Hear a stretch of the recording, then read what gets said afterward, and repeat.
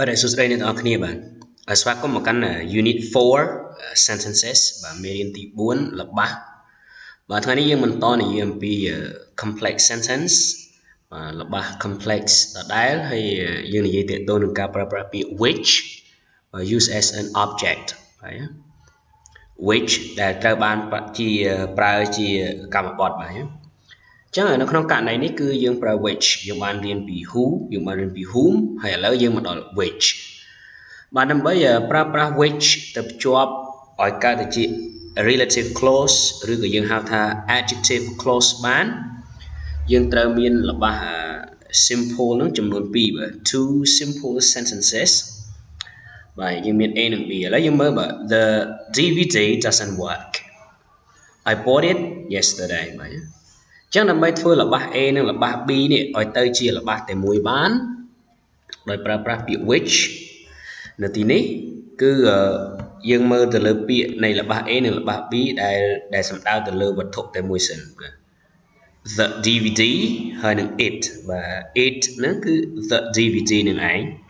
ចឹងយើងរកឃើញហើយពាក្យដែលដូចគ្នាគឺពាក្យ the DVD ហើយនឹង it ឥឡូវយើងត្រូវលុបមួយចោលបាទគឺក្នុងករណីនេះយើងប្រើប្រាស់ which ជា object អញ្ចឹងយើងរកមើលកន្លែងណាដែលនាមនោះជា object ហើយយើងយក which ទៅជំនួសបាទគឺយើងលុបពាក្យ it អញ្ចឹងយើងយក which ទៅដាក់នៅកន្លែង it ហ្នឹងរួចហើយយើងសរសេរមកបាទ the DVD which I bought yesterday បាទហើយផ្នែកដែលនៅសល់នេះបាទ doesn't work នេះយើងយកមកដាក់នៅក្រោយនេះមកបាទ doesn't work បាទអញ្ចឹងរបស់ទាំងមូលនេះបាទ the DVD which I bought yesterday doesn't work បាទនេះគឺជា complex sentence បាទ the DVD which I bought yesterday doesn't work នេះជា complex sentence ដែលចាប់ពី which I bought yesterday បាទចាប់ពី which រហូតមកដល់ yesterday ជា relative clause ដែលតួជា adjective ទៅបញ្ជាក់ន័យឲ្យ the DVD ដែលជានាមនៅពីមុខវានឹង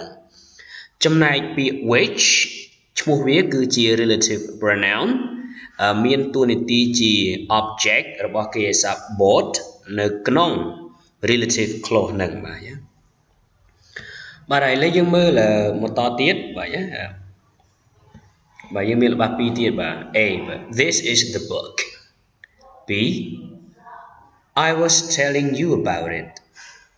បាទអញ្ចឹងយើងរកឃើញពាក្យដែលមានន័យដូចគ្នាគឺ the book ហើយនឹងពាក្យ it បាទ the book ហើយនឹងពាក្យ it បាទអញ្ចឹងយើងកាត់ទៅយើងលុបពាក្យ it នឹងចោលអញ្ចឹងយើងដាក់មកបាទ this is the book បាទរួចហើយយើងសេមក which I was telling you about which I was telling you about បាទចាប់ពី which I was telling you about នេះជា relative clause ដែលតួជា adjective ទៅ modify បាទទៅបញ្ជាក់ន័យឲ្យ the book ដល់ពេល this is រហូតមកដល់ about ទាំងអស់នេះគេហៅថា complex sentence ហើយនៅក្នុង complex sentence នេះគឺ which មានតួនាទីជា object របស់ preposition about នៅក្នុង relative clause ហ្នឹងបាទហ្នឹងគឺករណី which ដែលតួធ្វើជា object របស់ relative clause នៅក្នុង complex sentence បាទអូខេឥឡូវយើងមកមើលខាងនេះវិញម្ដងគឺយើងងាកទៅដល់ការប្រើប្រាស់ which ដដែល use as a subject បាទ which ប្រើធ្វើជាប្រធាននៃ relative clause វិញម្ដងបាទអញ្ចឹងកាលណាយើងប្រើ which ជាប្រធាននៃ relative clause យើងត្រូវយកទៅជំនួសពាក្យដែលជាប្រធាននៅក្នុងរបស់បាទយើងមើលយើងត្រូវមានរបស់2ដើម្បីកាត់ឲ្យចូលទៅជារបស់តែមួយគឺ complex sentence បាទយើងមានរបស់ A បាទ this is the book B it interests all children បាទនេះគឺជាសភៅមួយក្បាលហ្នឹងសភៅហ្នឹងធ្វើឲ្យក្មេងទាំងអស់ចាប់អារម្មណ៍បាទដល់ពេលអញ្ចឹងយើងត្រូវលុបពាក្យណាដែលជា subject ក្នុងករណីនេះបាទអញ្ចឹងយើងរកឃើញហើយគឺពាក្យ it បាទយើងដាក់មក this is the book which interests all children បាទនេះគឺជាសភៅដែលធ្វើឲ្យក្មេងទាំងអស់ចាប់អារម្មណ៍បាទ Bạn chơi mơ which interests all children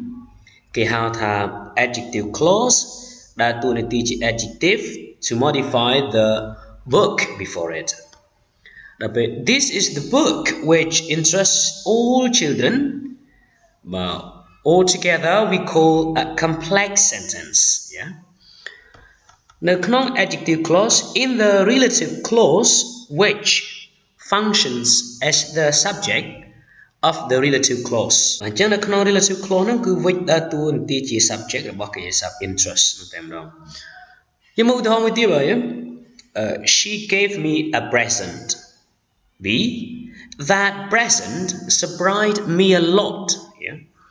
ចឹងយើងត្រូវស្វែងរកមើលពាក្យពីរដែលមានន័យដូចគ្នាបាទរវាងរបស់ A និងរបស់ B បាទយើងរកឃើញហើយគឺ a present that present បាទចឹងយើងចាប់ផ្ដើមលុបទៅក្នុងករណីនេះយើងអាចលុបបាទករណីយើងលុបមកយើងលុបណាមុនបាទយើងចង់លុប a present អញ្ចឹងយើងដាក់មក she gave me a present which surprised me a lot បាទនៅក្នុងករណីនេះគឺwhich surprised me a lot ចាប់ពី which រហូតមកដល់ a lot គេហៅថា relative clause ដើរតួជា adjective to modify a present before it បាទគឺទៅបញ្ជាក់ន័យឲ្យនាម a present ដែលនៅពីមុខនឹងចាប់ពី she gave រហូតមកដល់ a lot ទាំងអស់នេះរួមគ្នាគេហៅថា complex sentence នៅក្នុង complex sentence នេះគឺយើងមាន relative clause ដែលមានប្រវែងចាប់ពី which រហូតមកដល់ a lot នៅក្នុង relative clause នេះគឺ which functions as the subject of the verb surprised បាទ which ដើរតួនាទីជាប្រធានរបស់កិរិយាសព្ទប៉ុន្តែបើសិនជាយើងចង់លុបពាក្យផ្សេងវិញបាទយើងចង់លុប present នេះវិញនៅក្នុងករណីនេះគឺ which មិនដើរតួជាsubject ទេ which គឺដើរតួជា object វិញម្ដងបាទយើងមើល the present which she gave me surprised me a lot but which she gave me ជា relative clause ដើរតួនាទីជា adjective to modify the present before it ដល់ពេលចាប់ពី the present រហូតមកដល់ a lot គេហៅថា complex sentence នៅក្នុង complex sentence នេះគឺមាន relative clause ចាប់ពី which រហូតមកដល់ she gave me we underlined បាទដែលយើងគូបន្ទាត់ពីក្រោមហ្នឹង which មានតួនាទីជា object របស់កិរិយាសព្ទ gave in the relative clause បាទអានេះគឺជាវីដេអូដែលយើងប្រើប្រាស់ពាក្យ which ធ្វើជា subject ហើយនឹងប្រើប្រាស់ពាក្យ which ធ្វើជា object បាទសម្រាប់វីដេអូភាគនេះយើងមានប៉ុណ្ណឹងបាទជួបគ្នានៅភាគបន្តទៀត